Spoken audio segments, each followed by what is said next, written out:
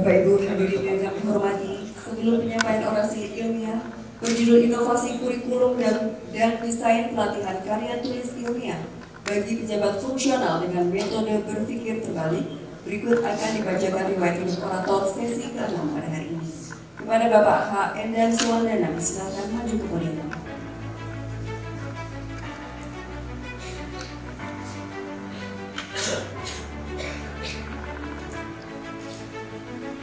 H. Endan Suwandana, ST, MSc, PhD, lahir di Lebak pada tanggal 12 Februari 1973. Saat ini menjabat sebagai Widya Suara Ahli Utama pada Badan Pengembangan Sumber Daya Manusia Daerah Provinsi Banten. Pendidikan Sarjana Ilmu Kelautan Bapak Suwandana ditempuh di Universitas Negeri Diponegoro. Pendidikan Magister Tropical Aquatic Technology di Universitas Bremen dan pendidikan doktoral bidang International Development and Cooperation di Hiroshima University. Diklat teknis maupun struktural yang telah diikutinya antara lain Business for Presentation, Public-Private Partnership, Perjabatan Orang Baru serta diklat pendidikan 3 dan 4. Sebelum menjabat sebagai Widya Suara, Bapak Suwandana pernah menjabat sebagai Kepala Seksi Konservasi Pesisir dan Pulau-Pulau Kecil pada Dinas Kelautan dan Perikanan Provinsi Banten. Spesialisasi kompetensi Bapak Suwandana antara lain Ekologi Lingkungan, Geographic Information System, serta penulisan karya tulis ilmiah. Demikian riwayat hidup orator. Selanjutnya Ketua Majelis Orasi akan memandu jalannya orasi. Kepada Ibu Ervi Mutmainah dengan hormat dipersilakan. Terima kasih Pak Reni. Pak Endan sudah siap ya? Siap. Baik. Kepada orator Saudara Haji Endan Suwandana, STM, SC, PhD disilakan dalam waktu kurang lebih 15 menit. Terima kasih Bu Ketua Majelis. Assalamualaikum warahmatullahi wabarakatuh. Salam sejahtera untuk kita semua. Yang terhormat Ibu Ervi Mutmainah, SSMA, Ketua Kepala Pusat Pembinaan Jabatan Fungsional Bidang Bangkom ASN, sekaligus Ketua Majelis Orasi. Kepada yang terhormat Analisis Kebijakan Ahli Utama Bapak Teguh Wijanarko, MPA. Yang terhormat Al Ustad Dr. Lalu Hendri Yujana, SE, AK, CAMM.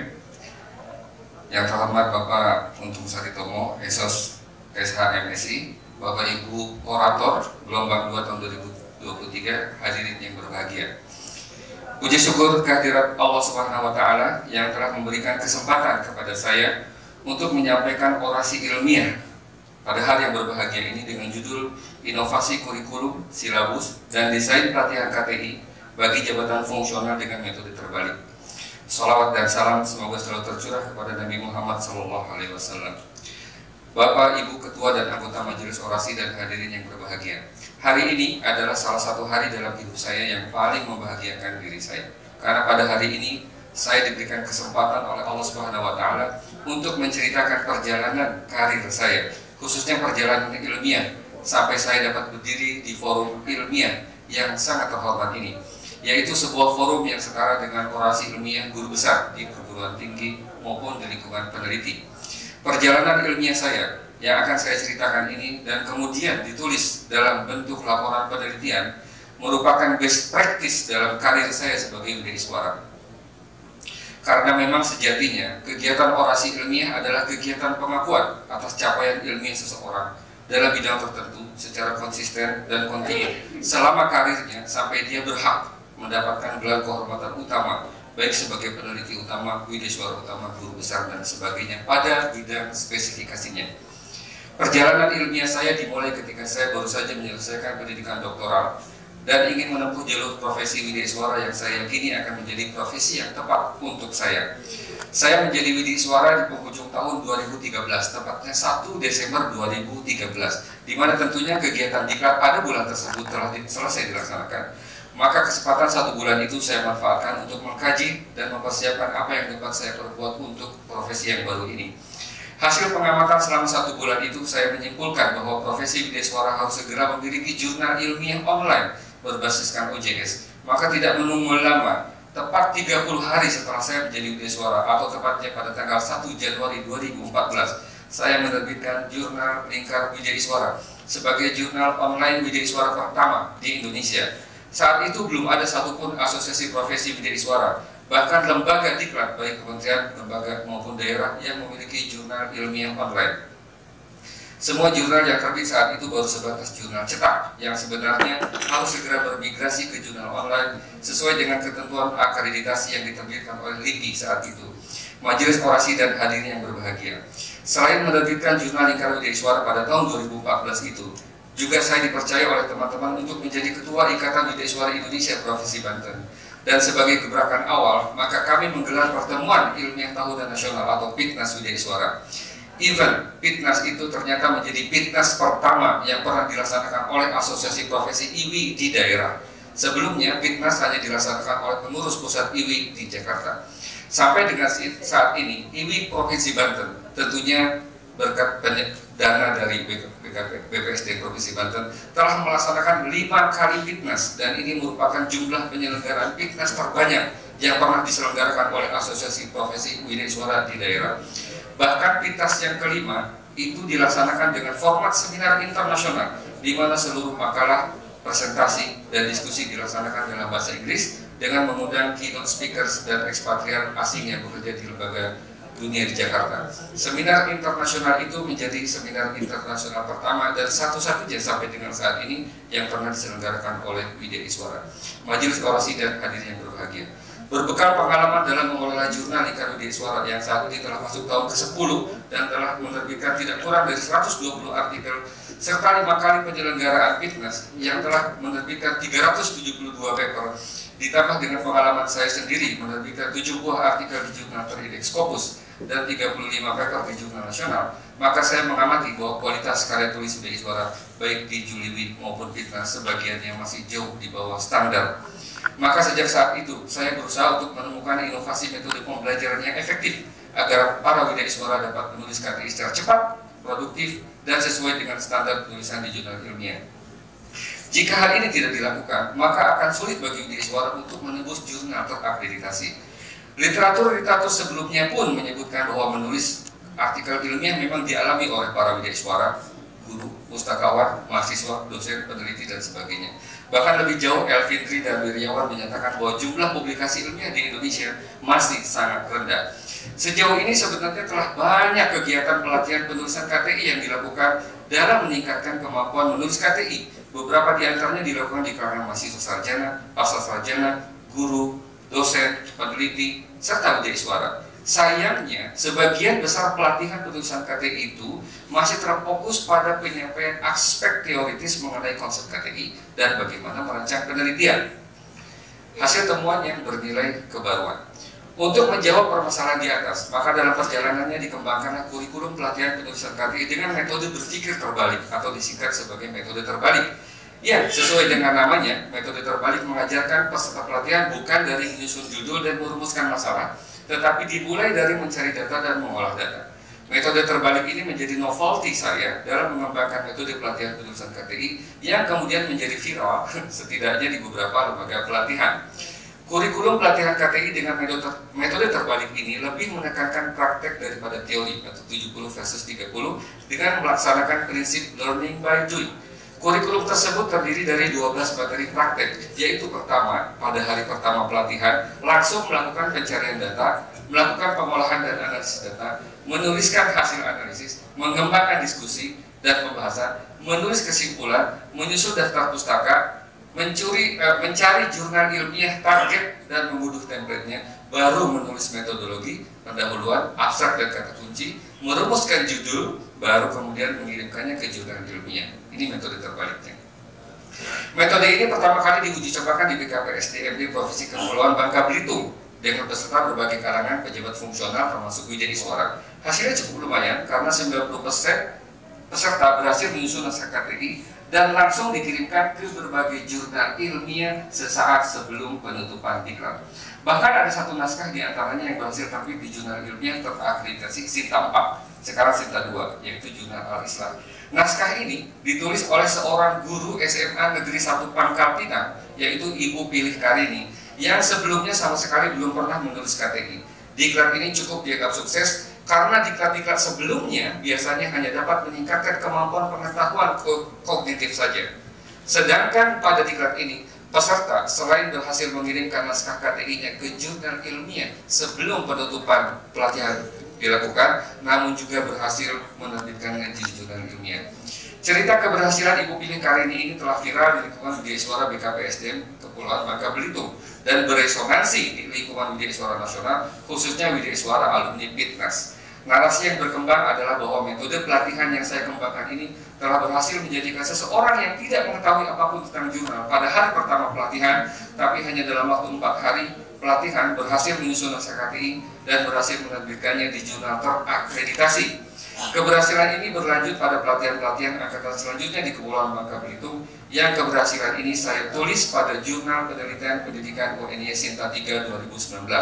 Majelis Orasi dan hadirin yang berbahagia, saya merasa beruntung karena selanjutnya saya mendapatkan surat dari Kepala Pusdiklat BPS RI untuk menjelaskan metode terbalik yang viral itu, untuk kemungkinan dapat diterapkan pada penelitian penulisan KTI bagi pejabat fungsional Widya Iswara, statistisi, dan perawat komputer di lingkungan BPS seluruh Indonesia.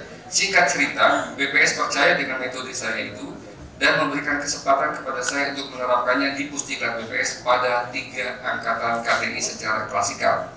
Majelis Orasi dan hadirin yang berbahagia, berikut ini hasil dari 3 angkatan pelatihan KTI di Pusdiklat BPS, yang tidak hanya mengagetkan saya sendiri sebagai pencipta metode ini, mengagetkan pihak penyelenggara, dan bahkan mengagetkan para peserta pelatihan itu sendiri. Karena capaian yang dihasilkan pelatihan ini kami rasa sangat luar biasa. Keberhasilan pada 3 angkatan pelatihan KTI yang kemudian saya angkat menjadi topik orasi ilmiah saya ini. Dari tabel 1 dapat dilihat bahwa persentase naskah yang akhirnya berhasil diterbitkan di jurnal ilmiah makin meningkat dari 35% menjadi 51%, dan terakhir pada angkatan ketiga yaitu 71%. Perlu ditekankan di sini bahwa seluruh naskah itu dibuat hanya dalam waktu 4 hari saja, yaitu selama pelatihan berlangsung. Tentunya ini merupakan sebuah capaian yang luar biasa. Belum lagi capaian dari sisi kualitas artikelnya. Mungkin ada yang menyangka bahwa kualitas paper mereka tidak bagus karena hanya dibuat dalam waktu 4 hari saja.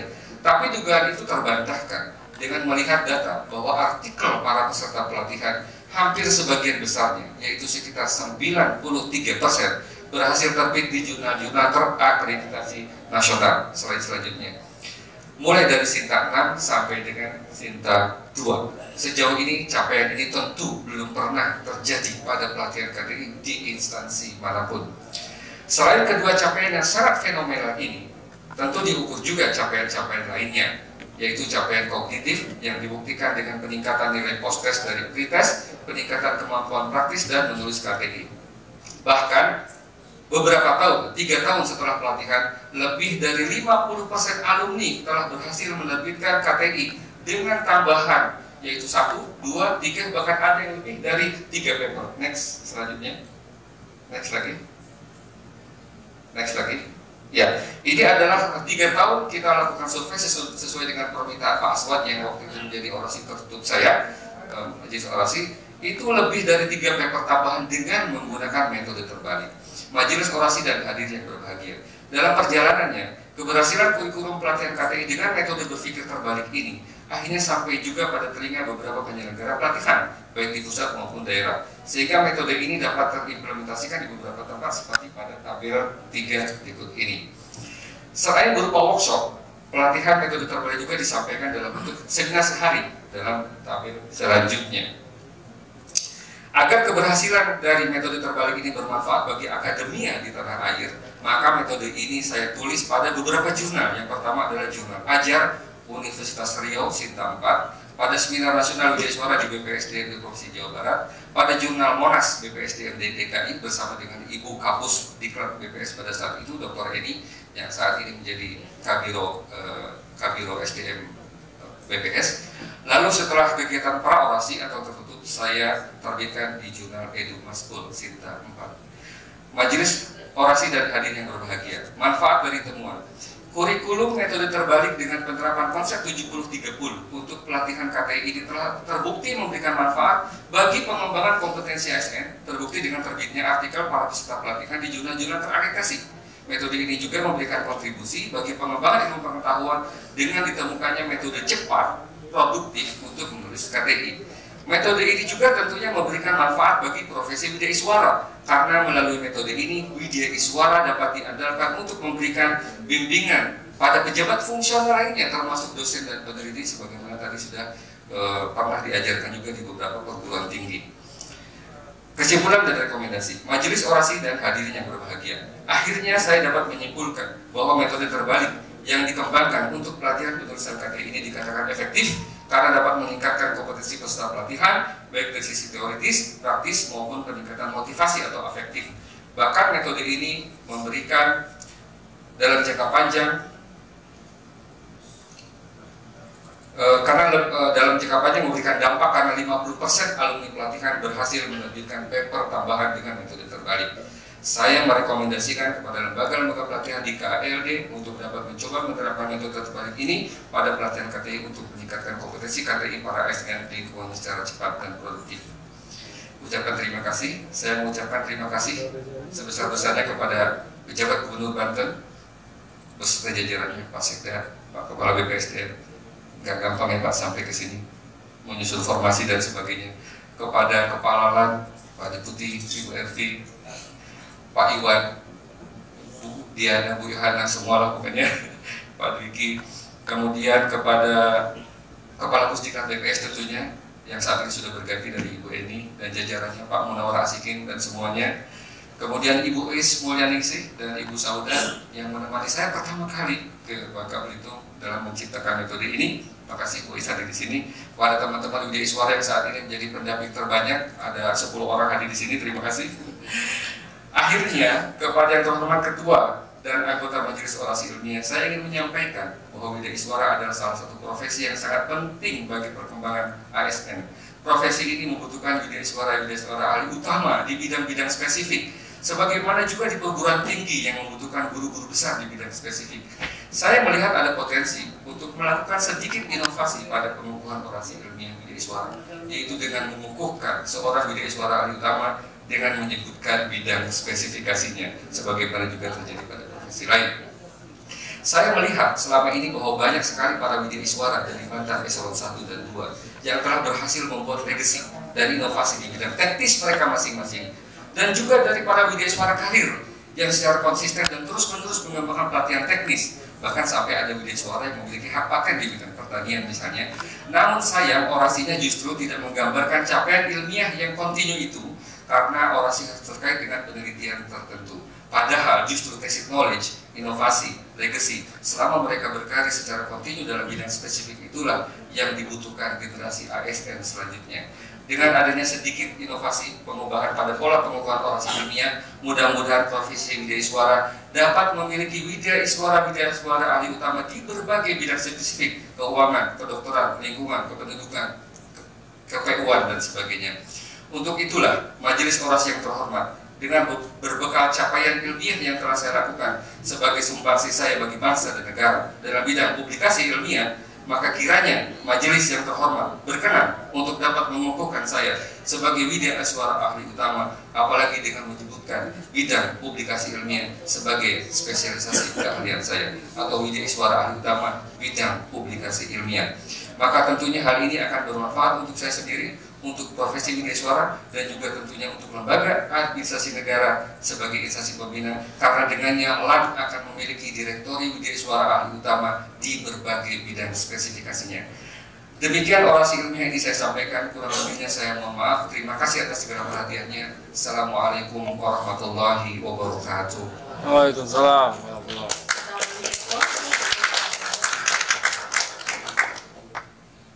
Selanjutnya adalah pendalaman materi oleh Majelis Orasi. Kami persilakan Pak Lalu. Terima kasih Bu Ervi. Bismillahirrahmanirrahim. Pandang, saya nikmati itu. Siap. Aku sudah bilang sama Yu, keren. Keren, dan di benak saya sih bukan berpikir terbalik, tapi inverse thinking.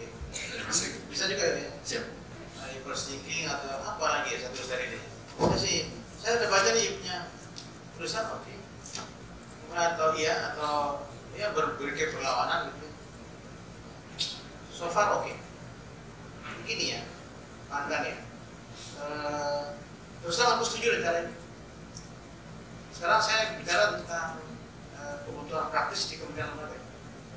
Kalau teman-teman itu bikin proposal KTI, selalu di start from apa problem, terus tinggal saja. Bagaimana caranya Banten coba ini gitu, keluar dari jebakan ini supaya metode ini mungkin bisa diimplementasikan sepenuhnya ke daerah lain. Selalu start from what's the problem, bukan simptom, what's the problem. Selalu start dari itu. Itu Pak, biasanya apa masalah sebenarnya? Misalnya ya, kenapa PAD-nya Pandeglang rendah di Indonesia? Itu kan problem. Nah, dia start dari situ, udah breakdown dari situ. Itu kan standar. Sekarang Bapak kan tidak kumpulin data sekundernya, ada kan? Oleh datanya, lalu baru kita menemukan sesuatu berkata. Gitu kan? Siap. Aku nikmati itu, aku suka itu ya. Saya begini sih, gaya saya begitu ya. Tapi ada hambatan, saya kira hambatan ini. Ada semacam orang sulit menelan di Kementerian Lembaga itu seperti yang sedang amanah tadi. Dia harus start dari problem. Satu itu ya, biar nanti menjadi itu ya. Terus yang berikutnya Pak, enggak. Karena textbook mengatakan kalau kita bisa merumuskan problemnya, kita hampir bisa menyelesaikan separuh dari itu. Itu kata para ahli Pak. Karena kita kan berpikir sebaliknya. Saya nggak menolak ini, saya oke. Ya kan? Itu cara kita bersyukur sama Allah kan. Kita pakai otak kanan, otak kiri kita. So far oke. Terus yang ketiga Panda, ya saya mau sampai kemarin itu soal kelihatannya Panda perlu ada rumusan Bapak yang lebih khusus spesifik operasional dalam bentuk proyek brief pemerintah. Sekarang Bapak kan jalan tuh, Bapak tuh mendiskusikan ini, tapi perlu ada proyek brief dari Bapak hasil daripada ujian kerapusan ini harus semua tahun itu diseminasi pada semua Pemda mungkin atau KM. Lalu bisa tidak menjadikan ini sebagai kebijakan start from data sekunder, ibu problemnya ibu air, bisa nggak begitu? Gitu. Lalu sedikit proses itu ya. Kalau enggak dia jadi isu nanti, metodenya ada kemana? Oke. Jadi Pak Pandar itu ya benar ya. Jadi soal originalitas pemikiran ini tentu tinggi. Ya, cuman model ini Pak dia akan sangat produktif, cepat. Tapi what about tentang kegunaan? Karena kegunaan itu start dari problem, terutama di public policy. Saya kira itu Pandar. Mungkin saya sih oke. Aku nikmati so far oke. Ya, nah, yang terakhir saya pandang kalau kita sebagai ilmuwan itu kan menemukan sesuatu, kita mesti sadar juga kira-kira ada nggak kekurangannya gitu ini. Kalau ada, boleh nggak kita sharing kekurangan kira-kira yang ada juga itu agar ini sempurna, ya kan Pak? Siap. Tapi gini pandang ya, jadi yang saya bilang sama Bapak itu, saya sih berharap begitu menjawab apa kebutuhan Indonesia hari ini. Pandang ya, saya mesti tahu ya. Pengelolaan aset Pemda buruk, masalah. PAD rendah, PDAD rendah, kemampuan pengelola asetnya rendah, BUMD-nya mati, ya kan? Itu masalah Pemda itu Pak. Terus ketergantungan sama pusat masih tinggi, ya kan? Biasanya masih berantakan. Misalnya Pandeglang tuh 385 biasanya masih berantakan. Itu PR besar nih yang harus dihadapi di desa. Nah, saya berharap metode terbalik ini mampu sebagai terobosan cepat untuk kita solve the problem. Coba dulu ini ya. Nah, karena data kan sekarang sudah banyak. Kita sudah ada big data kan, artificial intelligence kan. Sekarang kan disitu gampang. Ya, sekarang gampang. Ya, kita pakai chat GPT macam-macam. Gampang sekarang, pengajarnya kan nggak perlu bikin PowerPoint. Perlu nggak bikin PowerPoint? Nggak perlu kan? Tulis idenya, keluar PowerPoint-nya, angkat materi. Namanya chat GPT, artificial intelligence. Very simple. Kita nggak perlu bikin kurikulum juga nggak perlu. Kan kita sudah era 4.0. maka toolkitnya kan internet. Ya kata Bu, kira-kira gitu Bu. Saya kira itu Bu Edwi. Saya ini expect bagus Bu, dan I hope Anda bisa dispirasi ya. Tapi antisipasi yang saya tanya, misalnya gini Anda contoh ya, kalau ada bilik utama saya kirim ke Bu Edwi untuk ikut ujian ini, kami akan uji di dalam.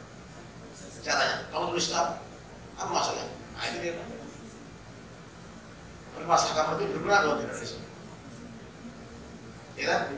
Jadi kami tidak bikin KTI untuk anak kredit. Kami gitu ya, kami tidak bikin KTI untuk anak kredit. Kami bikin KTI untuk Indonesia. So harus useful, harus punya kekuatan yang tinggi untuk diimplementasi. Makanya teman-teman yang lolos LPDP Pak, bahkan LPDP dari Amerika, dari macam-macam itu Pak, hey pulang-pulang bikin tesis disertasi. Kalau tesis kamu saya bilang hebat, kalau ada perda yang turun dari perda itu baru kamu keren. Saya kira gitu ya Pak Pandan ya. Soalnya itu selamat di mana nih? Makasih. Yang segera Pak di streaming lagi agar kita bisa membacanya lebih enak. Saya kira kembali ke Ibu, atau teman Bu. Iya, terima kasih Pak. Lalu berikutnya kami persilakan Pak Teguh. Terima kasih.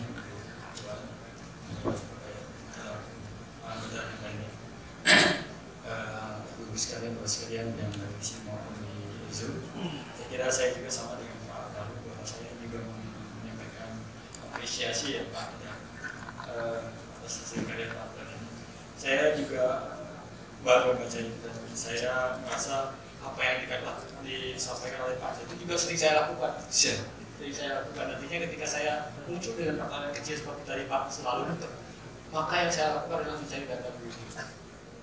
Itu dia. Tapi kemudian begitu kita sampai data, ada temuan-temuan kita harus beri data lagi. Jadi apa proses looping gitu di situ sampai akhirnya kita sampaikan dapat data yang betul-betul lengkap baru kita ke belakang sehingga kira-kira permasalahannya. Kadang-kadang kita juga mencari fokus. Inilah kebalikan dari yang penelitian yang biasa yang harus kita harus bikin desain, riset desainnya dan sebagainya itu kan itu lama banget itu kalau kita lihat sampai kalau di S3 itu sampai bahkan mungkin berbulan-bulan ya. Kira ini juga pendekatan yang luar biasa. Saya yakin juga ini tidak bisa hanya dilakukan tidak hanya dilakukan sosialisasinya di Bidai Suara, mungkin juga di analis kebijakan itu Pak perlu nih Pak. Karena kami ini sering saya analis kebijakan, kami sering melakukan telahan terkait dengan kebijakan. Nah itu begitu Pak. Kalau ada pertanyaan sedikit yang muncul, kemarin saya mencoba menyusun mengenai regulasi di manajemen AMS. Yang saya lakukan adalah mencari data dulu. Ada berapa kira-kira peraturan yang terkait dengan manajemen SDM di ASN. Ternyata ada 1033. Bayangkan 1033. 400 diantaranya kira-kira terkait dengan masalah jabatan fungsional. Itu. Dari situlah kemudian muncul mana yang kira-kira harus disederhanakan dan sebagainya. Nah sekarang ini Deputi SDM sedang melakukan upaya-upaya untuk menyederhanakan itu. Jadi itulah saya kira hal yang bagus sekali Pak. Dan saya kira tidak hanya bisa diajarkan, tidak hanya saran saya tidak hanya diajarkan di media suara, barangkali di jabatan fungsional yang lain juga perlu seperti ini juga saya kira harus wajib. Jadi kan Ibu, jadi barangkali terkait dengan metode terbaik ini bisa diajarkan di metode penelitian itu yang di JFK ya kan ada pengembangan mungkin barangkali ini bisa jadi bagian yang karena kita sekarang pendekatan ini pendekatan klasik ya, jadi mulai dulu nyusunnya dan sebagainya barulah setelah itu turun ke lapangan dari data ya kira-kira seperti itu. Yang kedua mungkin ini kan Pak Endang ini sudah menyusun kira-kira tabelnya ada 4 hari ya, pelatihan 4 hari sampai pada menyusun naskah jurnalnya dan sebagainya. Saya kira ini juga waktu yang sangat pendek untuk menghasilkan sebuah naskah jurnal yang lengkap gitu. saya kira belum ada sebelumnya yang harus berhari-hari kita latihan dulu nyusun rancangan penelitiannya sebagai sampai akhirnya kita bisa menyusun mengolah data sampai akhirnya bisa menyusun jurnal. Itu saya kira saya pandang, ini hanya pandangan saya, tidak ada masukan dari saya. Barangkali yang saya maksudnya tadi kalau boleh juga diturunkan pada tidak hanya pada Widya Iswara, juga mungkin pada jabatan fungsi lainnya yang memerlukan ini. Saya kira demikian, lebih kurangnya mohon maaf. Saya ucapkan selamat pada anak-anak dan terima kasih. Assalamualaikum warahmatullahi wabarakatuh. Terima kasih Pak Teguh. Selanjutnya kami persilakan kepada Kepala BPSDM Provinsi Banten, Bapak Untung Saritomo, SOS SHMSI, untuk menyampaikan penguatan ataupun pernyataan. Silakan Pak. Terima kasih Ibu Ketua Majelis. Saya sudah enggak berbicara lagi sebenarnya Bu ya, karena Pak Andan ini sudah beberapa kali mengadakan komunikasi dalam penyusunan ini dengan kami ya. Kemudian sebenarnya beliau itu berangkat dari adanya pelatihan, pernah kami melakukan pelatihan KTI 7 kali Pak. 7 kali. 7 kali. Kemarin ada pelatihan terbuka dengan jumlah hampir 300. Ternyata begitu mau diadakan postes, pada mundur karena ketidakmampuan menyusun KTI. Nah setelah itu Pak Andan datang untuk melaporkan hal itu supaya dicarikan solusi-solusinya. Ternyata dalam waktu yang tidak begitu lama beliau membuatkan suatu metode yang tujuannya adalah untuk memudahkan para jabung-jabung membuat KTI dengan metode terbalik ya, sehingga metode ini sudah diuji cobakan. Tapi saya agak heran Pak, ya uji cobanya keluar bukan ke dalam gitu Pak. Harusnya ke kita dulu Pak gitu ya. Tetapi nggak apa-apa, uji cobanya sudah viral di luar. Dan memang kita akan menyelenggarakan juga diklat KTI, karena dengan era yang sekarang banyak kejabatan fungsional dengan penyetaraan, sehingga nanti Pak Andan ini metode terbalik ini sudah harus kita coba di BPSDM Provinsi Banten, yang nantinya akan kita jadikan ikon sambil menunggu dari lembaga administrasi negara tentang legalitasnya ya, yang semula tidak terbalik sekarang jadi terbalik. Nah ini kita minta dukungan juga nanti dari lembaga administrasi negara. Mungkin demikian Ibu ya. Saya tidak bisa mengkoreksi lagi, memang sudah sering berkomunikasi dalam waktu penyusunan itu. Terima kasih Pak Dan. Mudah-mudahan metode terbalik ini Banten menjadi pionir nanti untuk mensosialisasikan kepada jabung-jabung yang lain dan kemudian pada lembaga-lembaga kedikatan yang lain. Demikian Ibu, terima kasih. Assalamualaikum warahmatullahi wabarakatuh. Terima kasih Pak Kaban. Baik, kepada Pak Andan kami ucapkan selamat ya, selamat dan selamat 3 kali selamat. Ya, karena pendukungnya juga banyak, tepuk tangan dulu untuk Pak Andan. Dan beliau ini juga salah satu reviewer di jurnal kami, jurnal Widya Iswaraan. Jadi terima kasih Pak Andan sudah dibantu selama ini.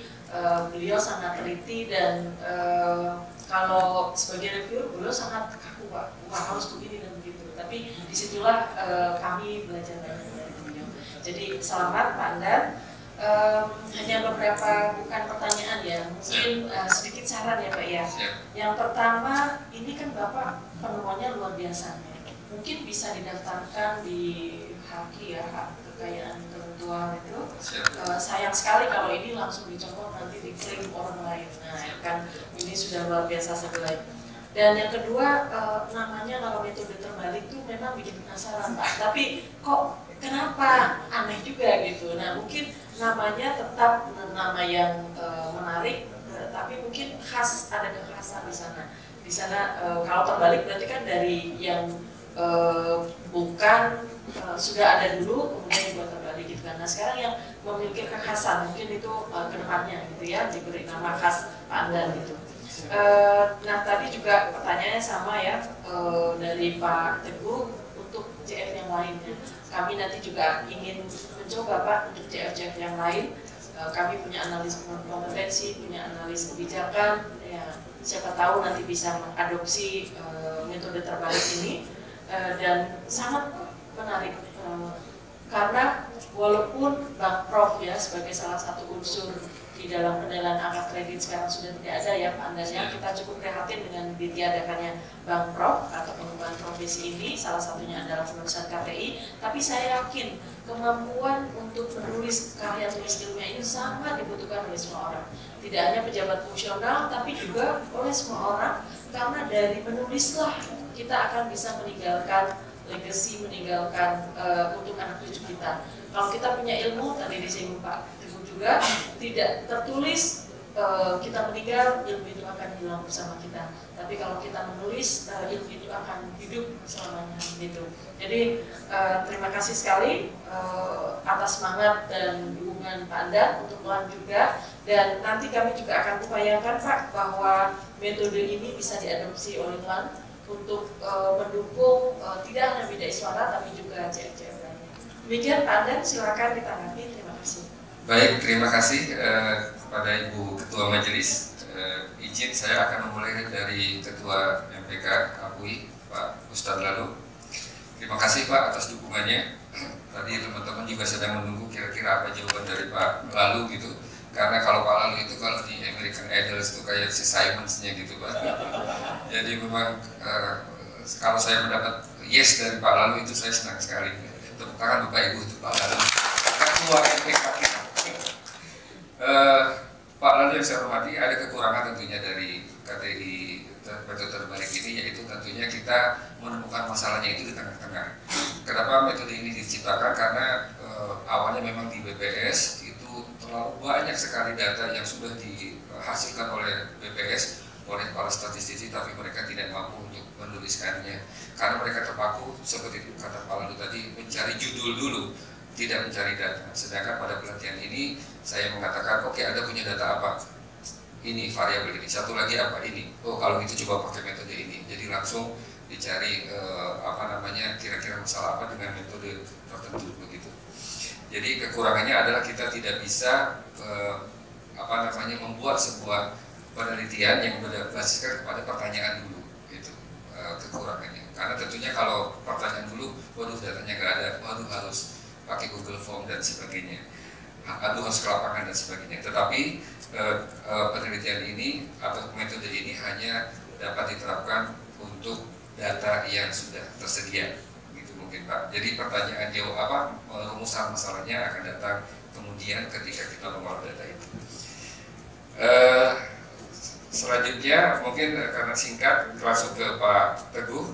Terima kasih Pak Teguh atas dukungannya juga mengenai tentunya tantangan untuk diterapkan di jabatan analis kebijakan, sangat saya hormati. Terima kasih Pak. Terima kasih banyak Pak.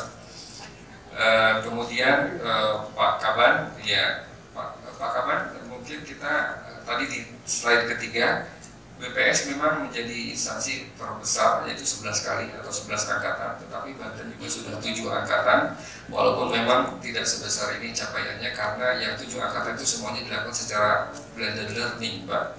Sementara di BPS itu semuanya yang 3 yang saya laporkan ini klasikal. Kalau blended learning ini mungkin ada penelitian sendiri yang secara kurang lebih Pak Lalu, Bu Ervi, Pak Teguh, kurang lebih nilai keberhasilannya agak lebih rendah daripada klasikal yang awal di BPS itu.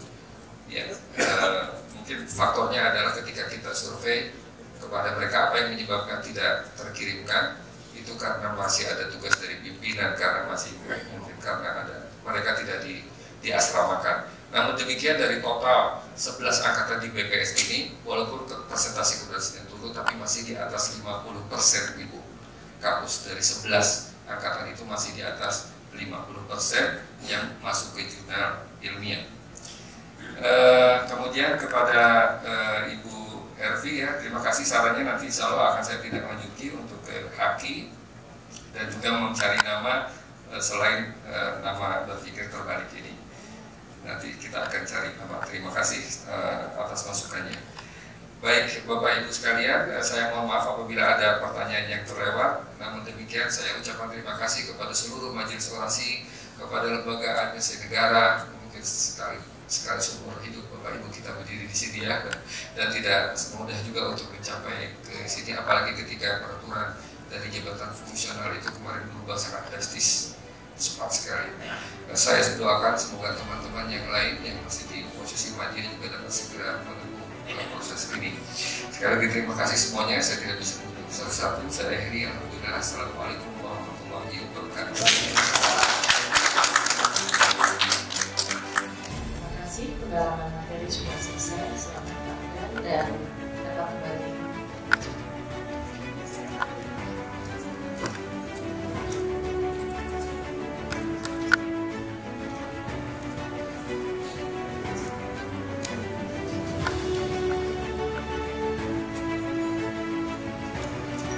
Penyampaian orasi Saudara Haji Endar Suwardana SDM PhD telah selesai.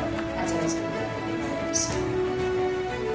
Penutupan sidang orasi ilmiah diberi suara ahli utama oleh Ketua Majelis Orasi kepada Ibu Ervi Mutmainah yang hormat. Hadirin yang berbahagia, tidak mudah untuk podium ini dan tentunya perlu perjuangan dari kita semua, dari orator, dari keluarganya, dari organisasi maupun dari Bapak Ibu pada saat melakukan penelitian pasti kita berjuang. Itu saya lagi mengucapkan terima kasih dan salam kepada Bapak Ibu semua dan alhamdulillah berkali dengan mengucapkan bersyukur atas berkat dan kesakitan yang Maha Esa sejak orasi ilmiah menjadi suara ahli utama pada hari ini Selasa tanggal 30 Mei 2023 di Lembaga Administrasi Negara telah selesai. Dengan demikian sidang orasi ilmiah secara resmi saya menyatakan ditutup. Assalamualaikum warahmatullahi wabarakatuh.